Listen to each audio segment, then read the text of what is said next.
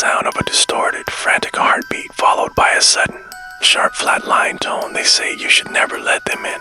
Never look them in their eyes. Because once you see them, they've already seen everything you are.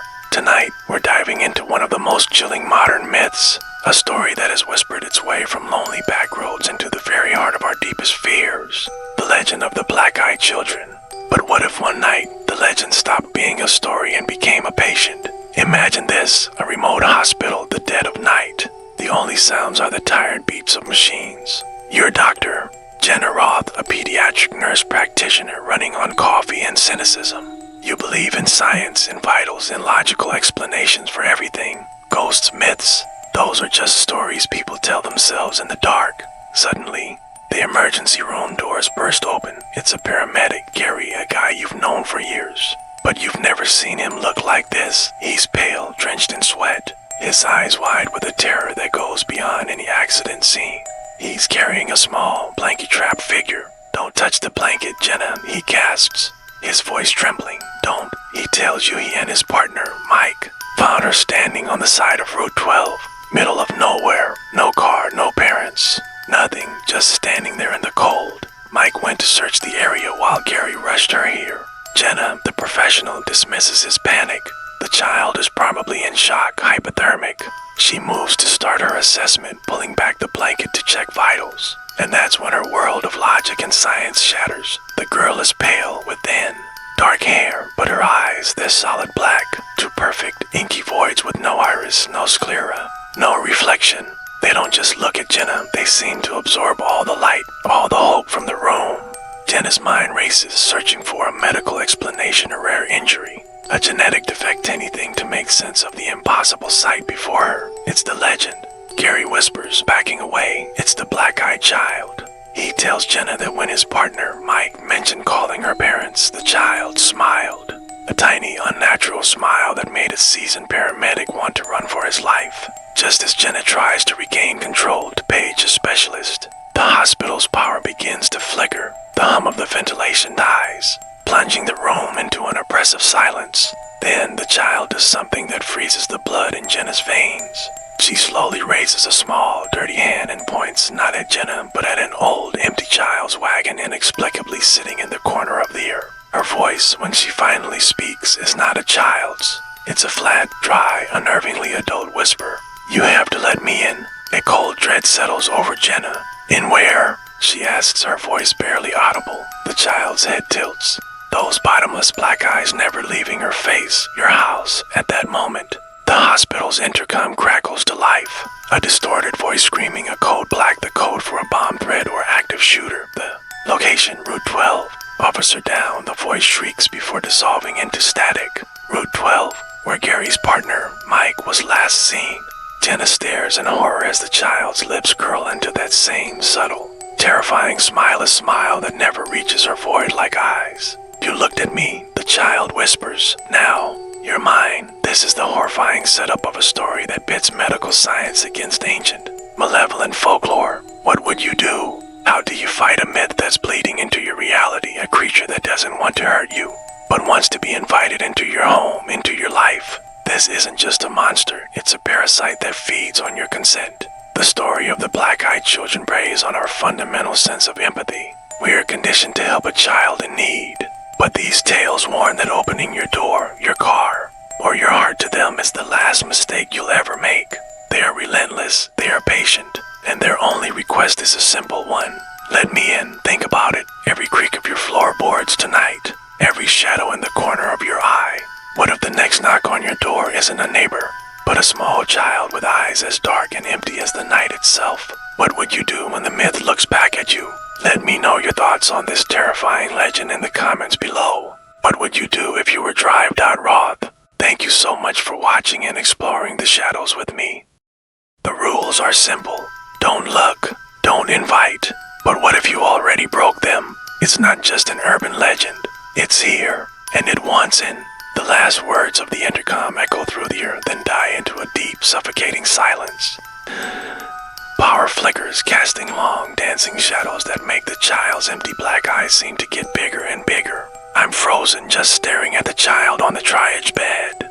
as this unsettling, knowing smile, and she's still pointing at that empty wagon. Her chilling words ring in my ears. You looked at me. Now, you're mine. I finally find my voice, but it's barely a whisper. What did you do to Mike? Her smile doesn't waver. Her head tilts at this unnatural angle. He invited me, she says, her voice sounding ancient, dry. My mind is racing, desperately trying to find some logic. This has to be a trick, a hallucination from being so exhausted. Maybe an elaborate, sick prank. But this primal fear gripping me is too real. The cold is too real. I glance at the door Gary ran through. It's still slightly open, just a sliver of darkness beyond. This isn't real, I force myself to say. You're just a child, a very sick child. I make myself move, reaching for the phone on the wall. My fingers brush the cold plastic, but my hand is shaking too much to dial. The child giggles. It's not a joyful sound. It's thin, reedy, like dried leaves scraping across pavement. I'm real enough for you. Suddenly, a loud, metallic scrape echoes from the dark hallway outside. It sounds like something heavy being dragged. I whip my head towards the open door, my heart hammering. Hello, Gary? No answer, just that unnatural silence. Power flickers again, dimming to near darkness, then brightening to a sickly orange. In that brief moment of blackout, I see a fleeting, shadowy figure dart across the far end of the corridor. It's way too tall to be a child. I spin back to the girl on the bed. Hasn't moved. Her black eyes are fixed on me. He's not coming back. A cold dread washes over me. Gary, the veteran paramedic, wouldn't just abandon a patient. Something out there. I back away slowly, keeping my eyes on the child. I fumble for the emergency crash cart. My hand closes around a heavy mag light flashlight. Stay where you are. She just watches me, unblinking.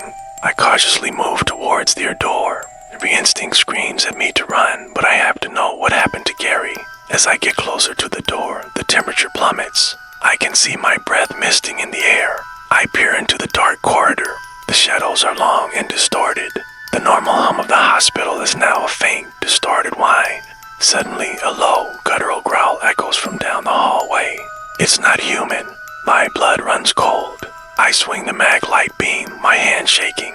The light dances over empty gurneys, closed doors, and a trail. A viscous, dark, tar-like slime smears the floor, leading away from the earth. And then I see it. A small, blood-stained piece of a paramedic's uniform is stuck to the slime just around the corner. It's Gary's. I have to stifle a scream. This isn't some sick child. This is something else entirely. I pull back into the room, slamming the door shut. The heavy steel clangs with a sound of finality. I fumble with the deadbolt and lock it. It feels so flimsy. I turn, breathing heavily, to face the child again. But she's not on the triage bed anymore. My eyes dart around the room. Her wagon is still there, casting its long shadow. Then a whisper, right behind me. Locked doors don't stop me. I spin around. The child is standing directly behind the triage bed now, having moved without a sound. She's staring right at me, her eyes like twin black holes pulling at my very soul. I raise the flashlight, pointing it like a weapon. What are you? What do you want? I told you. An invitation. She steps off the little stool she was on and starts walking slowly towards me. Each step is unnaturally quiet. I've been waiting a long time. I back away, bumping into a counter, sending a tray of instruments clattering to the floor. The loud noise makes me jump, but she doesn't even flinch. What happens if I don't invite you in? She's only a few feet away now. The blackness of her eyes seems to deepen like a vortex, then I take what's already mine. Suddenly, a series of violent, thumping bangs rock their door. Whatever is out there is hitting it with incredible force. The steel groans. My eyes dart to the door, then back to the child. She's still smiling. He's getting impatient, a terrifying realization. It's me. The growl, the slime, the force on the door. It's all connected to this thing. She's controlling it. What's out there? I ask. She cocks her head, a dark amusement in her void-like gaze. Just an old friend, one who likes to collect what's offered. The banging intensifies. The deadbolt begins to strain. I scan the room, desperate.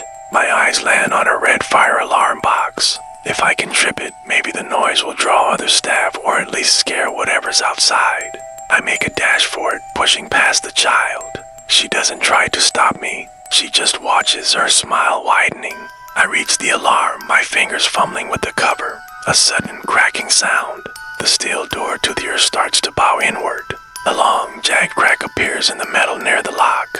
My hands are shaking as I pull the cover down and slam my palm onto the button. A deafening, piercing fire alarm wails through the hospital. But the child doesn't even flinch. She just points at me. You don't understand, do you? The banging on the door stops. I stare at the door, then back at her. Why did it stop? Then I hear it. A low, distorted, chittering sound coming from the ceiling vents above me. The child steps closer, her voice rising above the alarm. When you're invited, the whole house is mine. The lights flicker violently. The fire alarm wails erratically, cutting in and out like a distorted scream. I look up. The metal vent grates in the ceiling are rattling violently. Something is moving inside them. Something large, something that chitters. Then one of the ceiling tiles above the empty wagon cracks and falls, showering dust onto the floor. A single long, pale, multi-jointed,